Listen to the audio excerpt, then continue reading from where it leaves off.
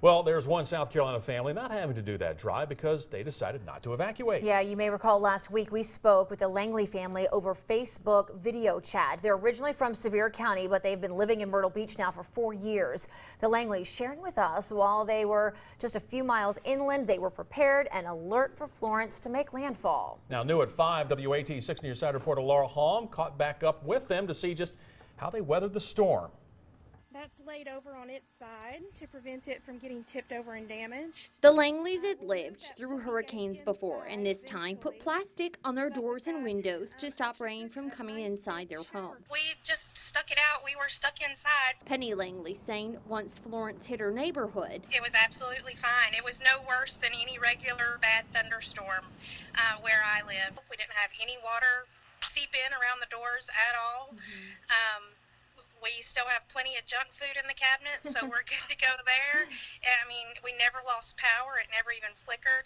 We got really, really lucky this time. The family lives in Socastee, which is 5 to 6 miles inland, and they got out for the first time yesterday. We sort of rode around a little bit, checked things out, see what the damage was. Not a whole lot of people in town yesterday, but they are definitely coming back in force last night and today. The Langleys say the most surprising thing was when the storm was making landfall over Myrtle Beach. It was very mild.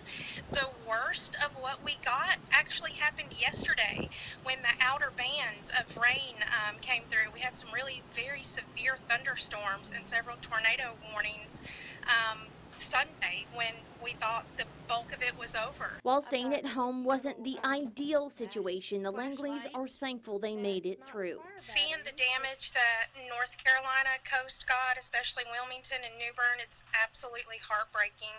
I feel so sorry for those folks, and you know, there, but for the grace of God go I. That could have been us.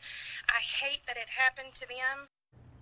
Yeah, the images out of the Carolinas is still difficult to look at, especially in those hard-hit areas. Laura joining us now live here in the studio. And Laura, last week the Langleys told us had things gotten too dangerous, they would go inland to be with other family. Yeah. Laura, now that Florence has passed, though, did the Langleys share how their friends and family are holding up? Well, their loved ones live in Conway, and the Langleys say right now that's where a bulk of the flooding is in Myrtle Beach.